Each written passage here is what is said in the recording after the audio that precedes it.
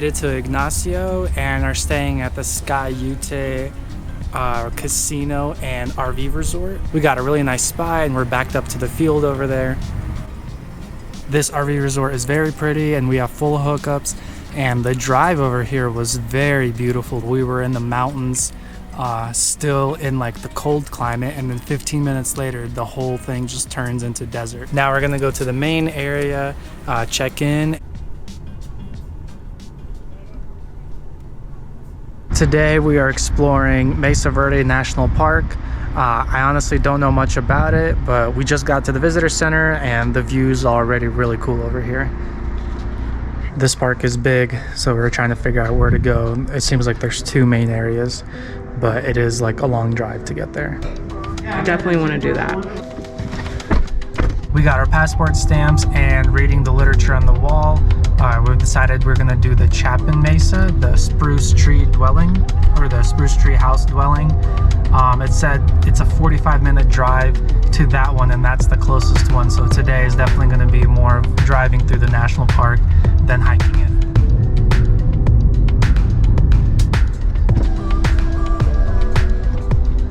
And here's your map.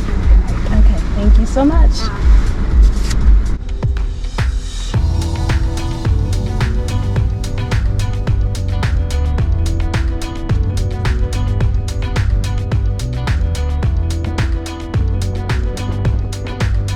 Stopping at our first Overlook, it said that this is the highest point in the park. We're at the Park Point Overlook.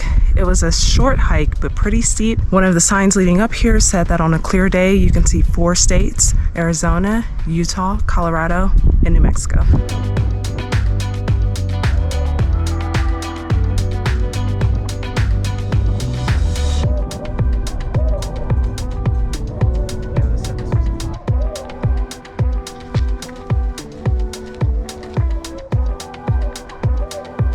We just got to the Spruce Treehouse Cliff Dwellings and it looks really cool. Had no expectations for this park and we really like it. Even the nature out here is just so bizarre because we're in the desert, but there's so much green here because we're near mountains. It's just overall interesting.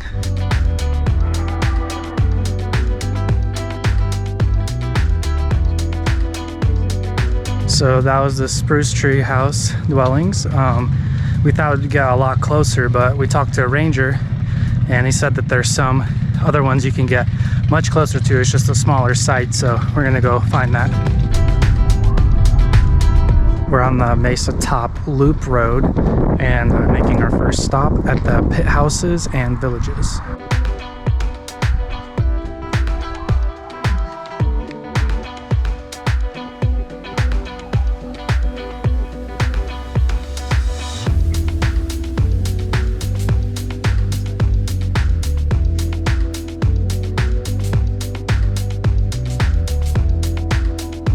We just saw a couple of pit houses, and man, I love the history of this area. You really have to think that these people were like the first engineers. There's even a pit house that had kind of this ventilation system, which was used for 400 years after that. Just a really cool area. Those are just a couple of the pit houses that they have. We're driving right now to find some more.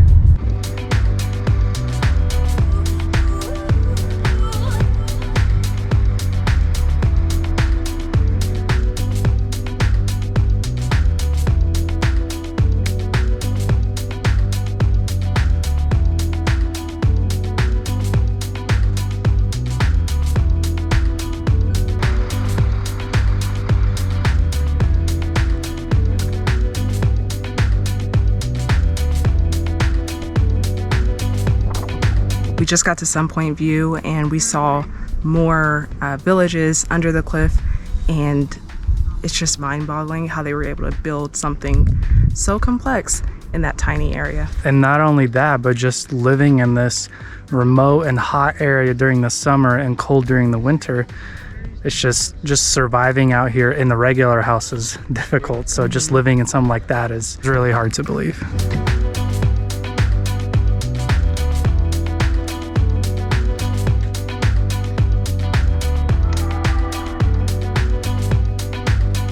Well, that's it for Mesa Verde. It was a very cool experience seeing all the cliff dwellings. I had no idea that there were so many in the area and that people actually lived like that, like over 1,000 years ago.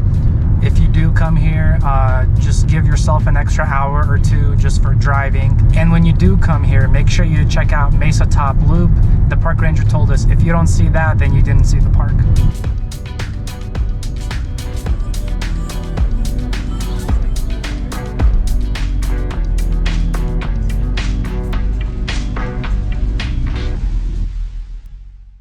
Today is our last day at the casino resort, so we're starting out the day by doing some laundry. And then we're gonna grab some food and finally check out this casino. We're at the Willow Cafe and Bistro inside of the casino, and we ordered biscuits and gravy. Look how much bacon they gave us. We got a side of eggs and French toast. Breakfast was really good and the price was right. All of that was only like 20 bucks. Now we're gonna check out the casino and hopefully win some money. Today we're leaving the casino resort and heading to Alamosa, which is about 2.5 hours away. While we're there, we're gonna visit the Great Sand Dunes National Park and just stay in the area for a couple days. So far, we've been making a C shape around Colorado, and that's gonna be our last part of this road trip. Also, while we're in Alamosa, we're gonna attend the Gutted event, which is an RV, a school bus, and a van building competition that's gonna take over the course of 5 days. And so we're gonna be there checking it out and be right in the action.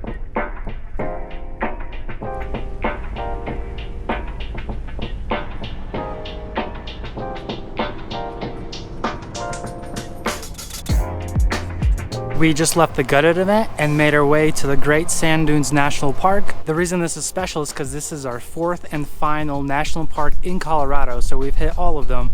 And it gets even better. These sand dunes are the tallest in North America at over 750 feet, so we're gonna go check them out. As always, we are getting our stamp first. We're going up there. Look how tiny those people are. So we rented a sled, sand sled, or no, this is a sand board, I guess, snowboard. But yeah, you ride it bare feet, so I'm gonna try it out. Hopefully I don't fall.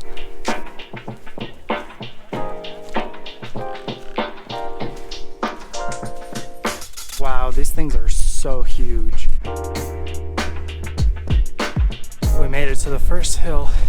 It took a while just to get to the actual dunes. You have to like cross like 5 beaches just to get here.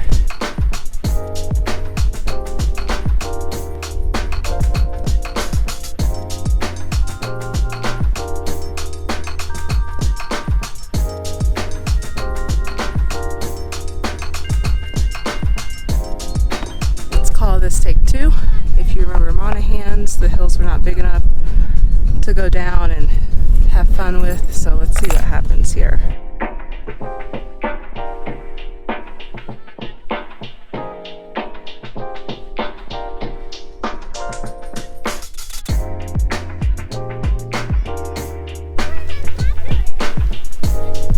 How was it?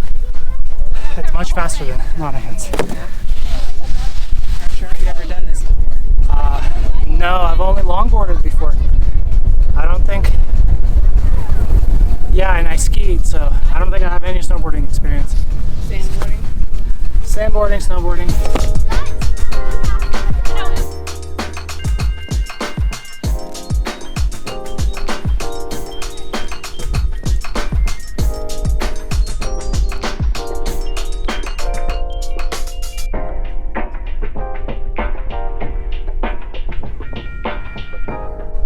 Try to go straight.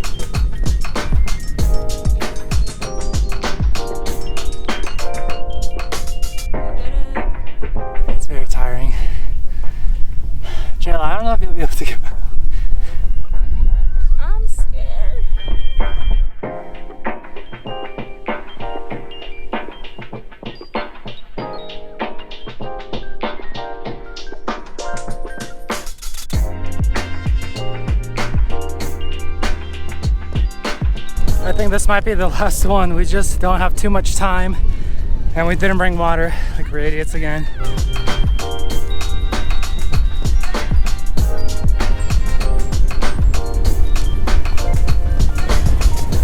Woo! Dang, I need to go snowboarding. Yeah. It's so much fun. I was so scared, but like once I actually do it, it feels great. I can't wait to come back here when we have like more time. We're gonna go all the way to the top, maybe sled down from the top, but we want to get at the very tip top of these 700-foot sand dunes. Look how far we have to go. Why isn't there like a boardwalk or something? It doesn't seem very far on camera, but it's very far. It's like a mile. It's not a mile. It's not a mile. It is a mile. We made it. Oh wow, there's that was very tiring. We just got back to the RV, and pretty much this is almost the end of the Colorado road trip. We've been on the road for 2 or 3 weeks now, and it's been very memorable. I'm so glad we did this trip, but now we got to drive back to Texas. I'm so sad. So Jail is returning the boards right now, and I mean that's pretty much it. I just can't believe that we already did the Colorado road trip. Sometimes when you have something in mind, you just got to do it, and I'm telling this to you right now, but we even have to tell that to ourselves, because you still get stuck in these moments where you're almost like afraid to do it, or you're just so comfortable at the spot that you're at that it's just hard to leave. So I'm glad we did it. I'm glad we did this trip, and I'm just very happy to go back to Austin, Texas.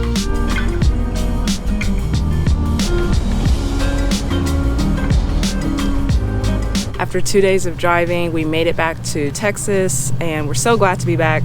Colorado was an amazing experience, and we can't wait to go back. It's one of our favorite states now for sure, and I can't wait to go back when there's snow in the mountains. Over the course of 3 weeks, we drove through most of the state, visited all 4 national parks, and still can't believe there's more to explore there. Colorado, we'll see you next time.